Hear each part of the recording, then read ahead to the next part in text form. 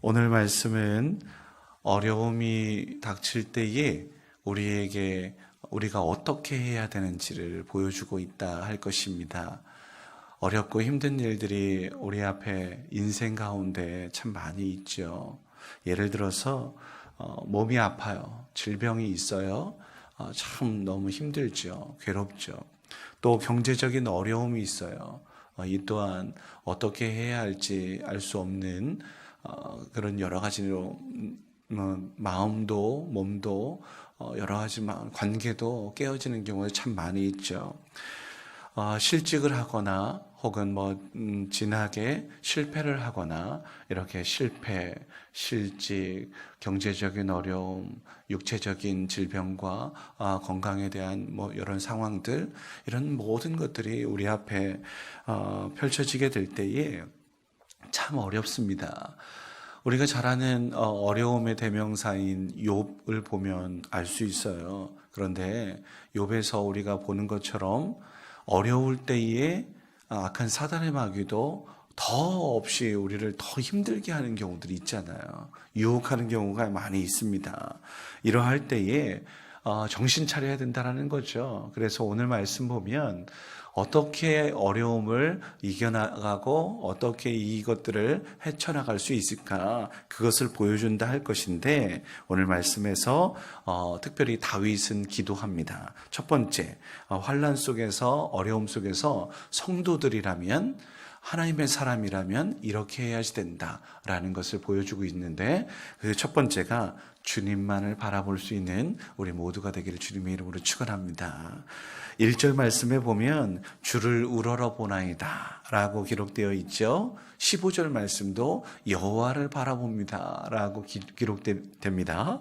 20절 말씀에도 나를 구원하실 분은 주님만이 나의 피난처 되십니다 라고 이야기하고 있어요. 그래서 오늘 말씀에서 제일 중요한 것이 있다고 한다면 주님만을 바라보는 것, 어려움과 아픔과 환난이 우리에게 닥쳐올 때에 주님을 바라볼 수 있는 우리 모두가 될 수 있기를 주님의 이름으로 축원합니다. 이렇게 말씀드릴 수 있는 것은 다윗은 참 어려웠었잖아요. 이렇게 저렇게 어렵고 죽음의 위협 앞에, 그리고 또 배신과 반란의 어려움 앞에 오직 주님만 바라보겠다라고 고백했던 하나님의 사람이었어요. 그가 그렇게 했기 때문에 우리도 그렇게 당연히 그럴 수도 있다라는 생각들도 주님만 바라보아야 할 줄 믿습니다. 두 번째는 철저하게 회개해야 되는 줄 믿습니다. 어려움과 아픔의 저 밑에는 어김없이 나의 실수도 없지 않아 있어요. 그러니 7절 말씀 한번 보시면 죄와 허물을 기억하지 마시옵소서. 주님 제가 저의 죄 때문입니다. 저의 허물 때문입니다 라고 고백하지 않겠어요? 11절 말씀도 그래요. 나의 죄악이 큽니다 라고 고백해요. 우리 환난이나 어려움에 닥쳐 있을 때에 어김없이 저를 한번 살펴보았으면 좋겠습니다. 내 자신을 살펴보고 죄에 대해서 단호하게 거부하고 거절할 수 있는 하나님의 사람일 수 있기를 주님의 이름으로 축원합니다. 제가 잠깐 저의 이야기 한번 이야기하면요, 강단에 서면 오늘 설교 참 못했다 라는 거 누가 제일 잘 알까요? 제가 제일 잘 알아요. 앞에 있는 분들도 그것을 느끼겠지만 그 누구보다도 먼저 아는 것은 저예요. 내가 준비가 부족했어. 내가 기도가 부족했어. 더 말씀 묵상하지 못하고 왜 이렇게 분주하게 살았는지 모르겠어 하면서 저를 돌아보게 돼요. 그런데 옆에서 누가 쿡 찌르잖아요. 그럼 아파요. 오늘 목사님 왜 이렇게 말씀이 그러냐 막 하면서 하면 아파. 누구보다 제가 더 아는데 이렇게 아파. 그러면 이때에 제가 지난번에 몇 주 전에 말씀드렸던 거 있어요. 누가 찔러도 내가 아프다라는 건 내가 아직 죽지 않은 거잖아요. 주님 잘못했습니다. 제가 잘못했어요. 제가 바쁘다는 핑계로 더 말씀 묵상하지 못했고 기도하지 못했어요. 이렇게 회개하면 되는데 찔렀다고 아이고 저거 하면서 막 이렇게 하면 다툼, 분열, 관계가 깨어지는 일들 있잖아요. 어려움, 아픔은 어김없어요. 먼저 내 자신을 돌아볼 수 있는 우리가 되어야 하고, 무엇보다도 하나님의 사람이라면 더더욱 우리 자신을 말씀 앞에, 그리고 주님의 뜻 안에 다시 한번 살펴보고 회개하는 우리 모두가 되어야 할 줄 믿습니다. 마지막으로 하나만 더 보면, 어려움과 아픔 속에서 다시 한번 말씀에 빛 비춘다고 말씀드렸잖아요. 그러므로 결론적으로 뭐냐면 온전히 순종하는 것입니다. 어디에?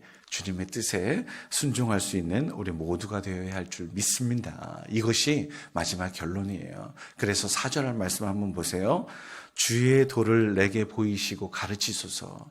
주의 도, 주님 말씀입니다. 8절 말씀도 마찬가지 여호와의 도로 교훈하소서라고 이야기하죠. 회개했다면 어디로 돌이켜야 되냐면 하나님의 말씀으로 나를 이끄시옵소서라고 그렇게 결단하고 그 길을 걸어야 될 줄 믿습니다. 주님의 인도를 받아서 나아가는 것, 말씀에 순종하는 것, 주님과 오랜 기간 동행했던 다윗이 이렇게 결론으로 맺었던 것입니다. 그렇게 할 때에 한결같이 주님의 사랑을 기억하고 고백하고 또한 받을 수 있는 것이죠. 6절 말씀을 마지막 절로 한번 보면 주의 긍휼하심과 인자하심이 영원부터 있었으니 기억하시옵소서라고 이야기하는데, 믿음을 어렵고 힘들 때 믿음을 저버리는 경우 참 많잖아요. 그런데 그는 주님의 그 긍휼하심과 인자하심, 그래서 또 14절 말씀에 보면 친밀하심, 이런 모든 것들이 우리 앞에 계속해서 끊임없이 이어져서 오직 주님만은 바라보고 또 내 자신을 살펴보고 말씀에 빛 비추어 주님의 도를 행하고 주님의 뜻을 따라 늘 걷는, 이렇게 나아갈 때 하나님께서 치유하고 회복하고 빛으로 우리 모두를 인도하게 되는 줄 믿습니다. 그렇게 하여 어려움과 아픔들도 다 이겨내서 결국에는 성장 성숙하고 이 어려움이 밑거름이 돼서 더 없이 하나님 보시기에 아름다운 모습으로 거듭나는, 승리하는 우리 모두가 되기를 주님의 이름으로 축원합니다. 기도하겠습니다. 은혜로우신 아버지 하나님, 환난 가운데 영적으로 우리 모두를 다시 한번 자기 자신을 관리할 수 있도록 이끌어 주시옵소서. 어려울 때 주님 바라보게 하시고 피난처는 오직 주님뿐임을 기억하게 하옵소서. 또한 우리 자신을 살피게 하여 주시옵소서. 철저하게 회개하게 하시고 환경과 여건, 사람을 보지 않고 불평과 원망, 그렇게 입술로 범죄하지 않게 하옵소서. 주님, 오직 주님만을 바라보는, 그래서 하나님의 말씀으로 우리 자신을 비추어 보는, 주의 뜻에 얼마만큼 거했는지를 돌아보는 그런 기회가 되게 하여 주시옵소서. 환난 가운데 순종하게 하옵소서. 주님께서 길과 진리가 되심을 기억하며 나아가는 주의 귀한 백성들을 이게 하옵소서.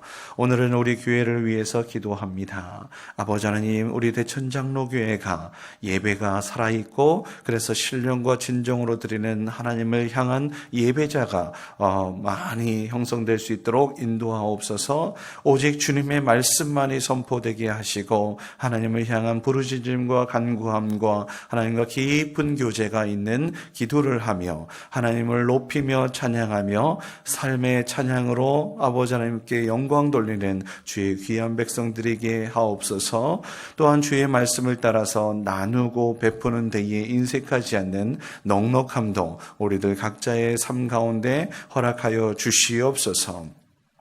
또한 아버지 하나님의 사랑으로 섬기며 베풀 때에 주여 그 손길에 하나님께서 축복하심을 우리 모두가 믿고 의지할 수 있도록 도우시고, 또 더 없이 우리 구역구역 식구들 하나님께서 돌보아 주셔서 아버지 아름다운 교제로, 또 그곳에서 작은 예배로 하나님께 영광을 돌리며 교제하며 떡을 떼며 나눌 때에 하나님의 기쁨이 충만한 우리 모두가 되게 하셔서 그 그 사랑 때문에라도 더 없이 하나 되는 놀라운 은혜, 그 은혜가 우리 대천장로 교회 가운데 있게 하옵소서. 무엇보다도 하나님을 향한 믿음, 예수를 그리스도로 고백하며 지금도 살아계신 우리와 동행하시고 힘주시는 성령님을 믿고 의지하며 살아가게 하옵소서.